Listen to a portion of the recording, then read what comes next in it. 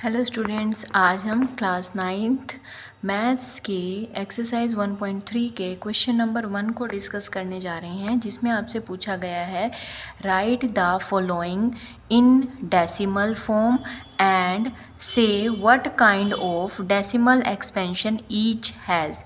इसके काफ़ी पार्ट्स हैं, आज हम सिर्फ फर्स्ट 2 पार्ट्स डिस्कस करेंगे। इसमें पूछा क्या गया बच्चे इस क्वेश्चन में कि जो भी आपके पास क्वेश्चन गिवन है, जितने भी पार्ट्स आपको गिवन है, सबको डेसिमल फॉर्म में लिखना है। फ्रैक्शनल फॉर्म में गिवन है ये आपको, इनको डेसिमल फॉर्म में लिखना है। डेसिमल फॉर्म में लिखने के बाद ये बताना है कि किस टाइप की, what kind of decimal expansion each has. तो चलिए फर्स्ट पार्ट हम डिस्कस करते हैं। फर्स्ट पार्ट में आपको क्या बोला गया है, 36/100। तो सबसे फर्स्ट पार्ट में हम ले लेंगे 36/100। किस तरीके से करेंगे स्टूडेंट? सबसे पहले हम 36 को डिवाइड करेंगे किससे? 100 से। अब हमें पता है कि जब हमारा डिवाइडेंट छोटा होता है हमारे डिवाइज़र से, तो हम डेसिमल लगाते हैं, डेसिमल के बाद 0 लगाते हैं, ताकि हमारा जो नंबर है वो हमारे गिवन डिवाइज़र में डिवाइड हो सके। ठीक है, तो जब हम अपने आप से 0 लगाते हैं तो हमारे पास जो क्वोशिएंट होता है वो भी 0 से स्टार्ट होता है। यस और नो? ठीक है, तो यहाँ पर हम 0 से स्टार्ट करेंगे बच्चे। ये अब 100 की टेबल में 36.0 बन गया है, यानी कि 360 काइंड ऑफ बन गया है। तो अब आप इसको जब डिवाइड करेंगे तो ये किस पे, कौन से नंबर पे जाएगा? 100 की टेबल में 3 पे। क्या आएगा? 300। ठीक है, जब 0 में से 0 कैंसिल आउट होगा, 0 आएगा। 6 में से 0 कैंसिल आउट होगा, 6 आएगा। 3 में से 3 0 कैंसिल आउट होगा तो 0 आएगा। अब again 60 is 0, 60 is smaller than 100। ठीक है, तो हम क्या करेंगे, फिर से एक 0 ले लेंगे, क्योंकि एक नंबर हम इजीली ले सकते हैं। अगर एक से ज़्यादा नंबर हमें डिवाइडेंड में से नीचे लेके आना पड़ता है तो हम अपने क्वेश्चन में भी 0 प्लेस करते हैं। ठीक है, अब देखिए 60 तो हमारा सॉल्व करके ही आ रहा था। जब हम इस 0 को एक 0 और लगा के 0 को नीचे प्लेस आउट करेंगे तो हमारे पास 100 की टेबल में ये 6 नंबर पे इजीली डिवाइड हो जाएगा।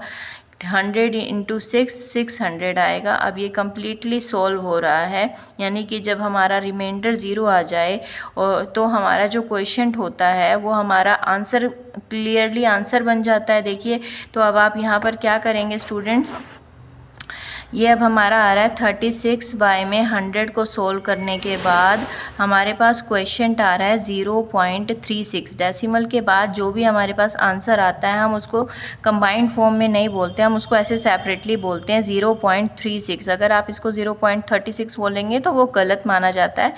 तो ये 0.36 हमारा आंसर आ गया, यहीं पे ये स्टॉप हो रहा है। अब हमारे पास डेसिमल फॉर्म में हमारे क्वेश्चन का आंसर आ चुका है। अब आपको ये बताना है कि ये जो डेसिमल है वो किस टाइप का डेसिमल है।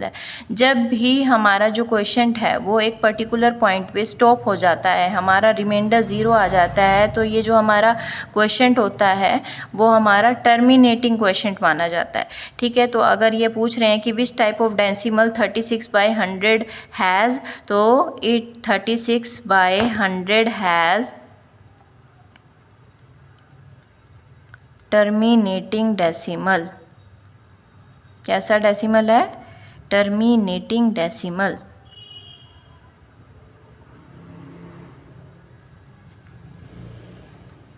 ठीक है स्टूडेंट्स,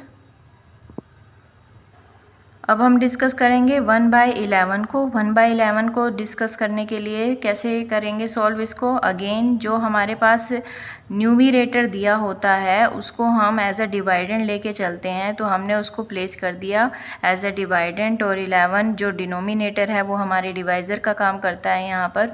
ठीक है, तो हमने 11 को रख दिया डिवाइज़र के तरीके से। अब ये देखिए 1 जो है वो 11 से छोटा है तो नहीं जाएगा, ना जाने की यहाँ पर 0 लगेगी, यहाँ पे एक डेसिमल लगाएंगे।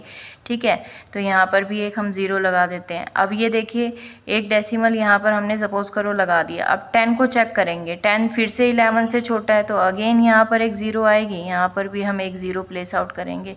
अब ये एक हमारा 100 फॉर्मेशन कर रहा है, तो अब आप ये चेक करोगे कि 11 की टेबल में 100 से छोटा क्या आएगा, तो 11 9 ज़ा 99। ठीक है स्टूडेंट्स, तो यहाँ पर हमने 99 रख दिया। 10 की 10 में से 9 गए 1 और 9 में से 9 गए हमारे पास कितना आ जाएगा 0।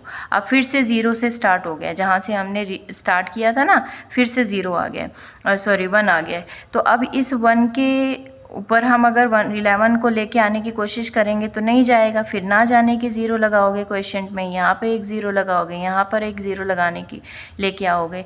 फिर अब आप देखोगे कि 10 अगेन इज 11 से छोटा है, ठीक है। एक 0 लेके आने के बाद ही तो हम चेक करते हैं कि क्या ये हमारा डिवाइड हो रहा है या नहीं। हमने देखा कि 10 लेके आए हैं, एक 0 हम ले आए हैं, 10 इससे छोटा है, फिर नहीं जा रहा, ना जाने की 0। अब एक और 0 लेके आओ, एक और 0 जब आप लेके आओगे ये 100 बनेगा, 11 9 ज़ा 99 आ गया, फिर 100 में से 99 गए 1 आ गया।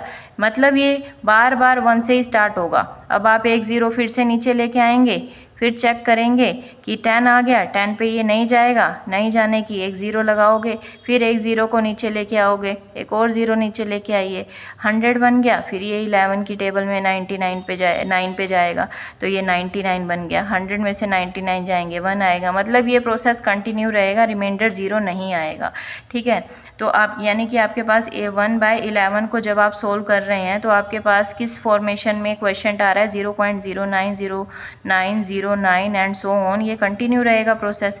यानी कि आप इसको 0.09 बार लिख सकते हो। बार हम कब लगाते हैं, जब कोई भी नंबर बार बार हमारा रिपीट होता रहे, ठीक है। तो यहाँ पर 0 और 9 दो रिपीटिंग एलिमेंट्स हैं जो बार बार रिपीट हो रहे हैं। तो हमारा यहाँ पर डेसिमल किस तरीके का है, ये एक तो ये नॉन टर्मिनेटिंग है, कभी भी एंड नहीं होगा इसका, हमेशा आपका रिमाइंडर 1 आता रहेगा। तो ये बना नॉन टर्मिनेटिंग, एक तो ये टर्मिनेट नहीं होगा और किस तरीके का है, रिपीटिंग। ठीक है स्टूडेंट्स, आई होप आपको ये क्वेश्चन क्लियर हो गए होंगे दोनों पार्ट्स। हमने दो पार्ट्स आज डिस्कस करे हैं, 36/100 और 1/11। 36/100 को सोल्व करके हमारे पास 0.6 आया है जो टर्मिनेटिंग डेसिमल है। 1/11 को सोल्व करके हमारे पास 0.9 बार आया है जो कि नॉन टर्मिनेटिंग रिपीटिंग डेसिमल है। ठीक है स्टूडेंट्स।